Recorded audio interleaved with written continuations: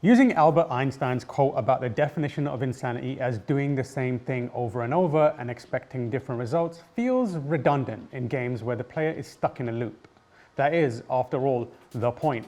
In fact, it has been the point in the psychological horror walking sim genre since it was established in PT, the ill-fated Silent Hill reboot from Hideo Kojima. Following the untimely and high-profile demise of Silent Hills, innumerable walking sims have put their own spin on the template. Whether it's Visage, Layers of Fear, Devotion, or Exit 8, for the most part, they've all walked the same well-worn path that ends with spooked players.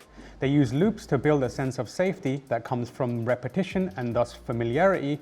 Then they puppeteer a knocked over vase here, stomping footsteps there, a couple of suspiciously moving shadows, and maybe a distant scream for good measure. These are all unsettling moments layered on top of a tense atmosphere that ultimately culminates in shock or horror. From a design standpoint, that template has been the main takeaway from PT and has been accepted as what the unrealized vision for survival horror set forth by Kojima would have been if Silent Hills made it to release. I have played a bunch of these games, and although I've found many hours of perverse pants-shitting enjoyment from these different flavors of psychological horror walking sims, none of them has ever really made me feel like they embody what I understand a Hideo Kojima game to be. Of course, I can't play every game, but what I would say is that as extensions of what PT and Silent Hills would have been, those I've played leave out one crucial element. Kojima likes to get real weird, and that is where Luto comes in.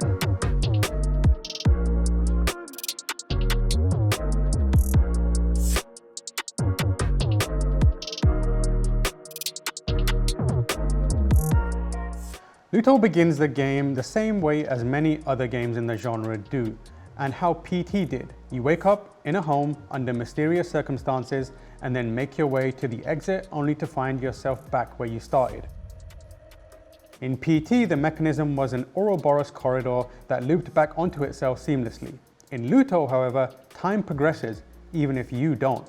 That means that Tuesday begins the same way Monday did, and the same way as Wednesday will begin. And it'll keep going until something changes. That alone is a rare angle on the looping structure, but where it most closely aligns itself with PT and what Kojima may have been heading towards is how focused on puzzles it is. More specifically, how many obtuse puzzles there are. Each time a door mysteriously creaks open for the first time, or you crawl through a newly discovered hole in the wall, there's usually a puzzle waiting to be solved. And if you're anything like me, you'll probably spend some time trying to figure out what's going on as much as what you need to do.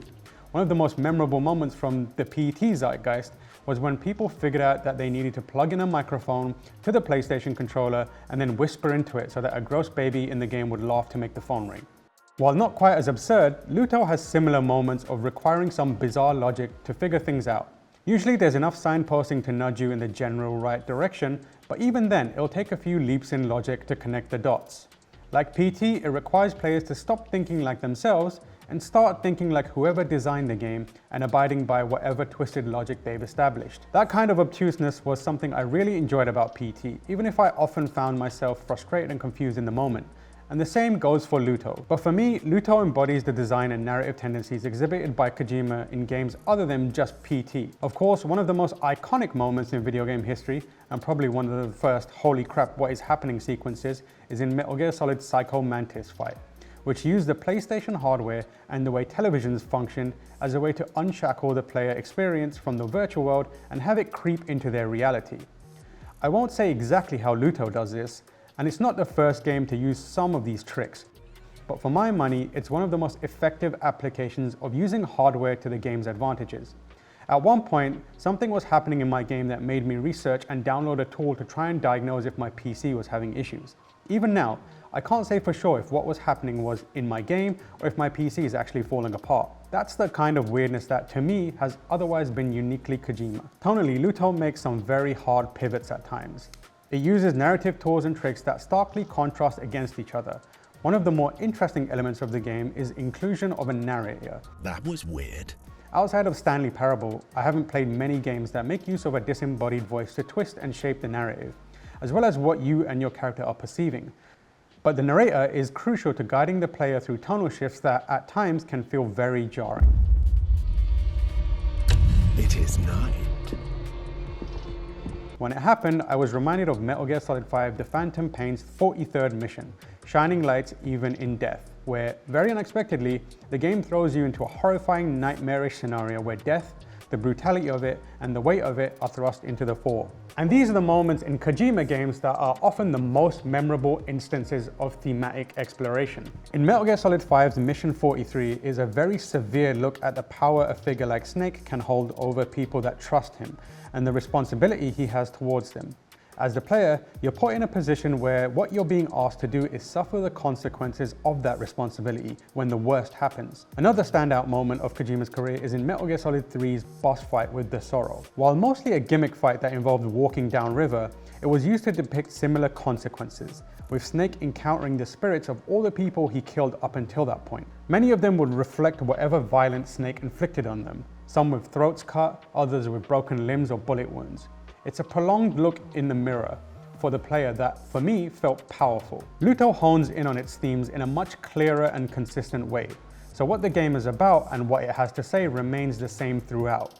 However, that isn't clear from the very outset. Instead, it's a slow descent into realization, which eventually ends up in a place that abstracts its message in a very similar way to Metal Gear Solid 3 and 5. That abstraction paves the way for more and more unconventional sequences that, at times, can feel completely divorced from what you've experienced up until that point, but they are very much relevant, even if you can't clearly and firmly grasp that relevance. This is most evident in a sequence that feels like Metal Gear Solid 2's fourth wall-breaking AI meltdown in its final stretch, where the reality you have existed in begins to unravel. Again, I won't say what Luto does, but the moment it began, my mind jumped back to Colonel Campbell talking directly to the player and trying to manipulate them. From the very outset, Luto makes it clear that it is a heavy game that deals with death and anxiety.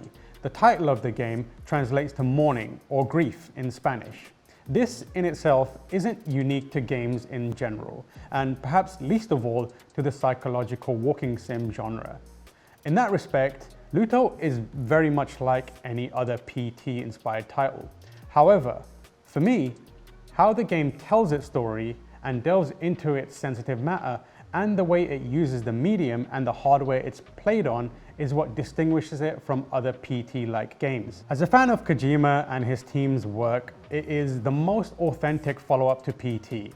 It might not look like a Kojima game or have his name attached to it, but his spirit can be felt in its eerily empty corridors and dark corners. I don't know if Luto is on your radar, but if you're into PT-like games, it's definitely worth a try. And if you do play it, let us know what you think about the game and if you feel like it's a good successor to Hideo Kojima's PT in the comments. Read the review written by Mark Delaney. In the meantime, you can find us all on here. Subscribe.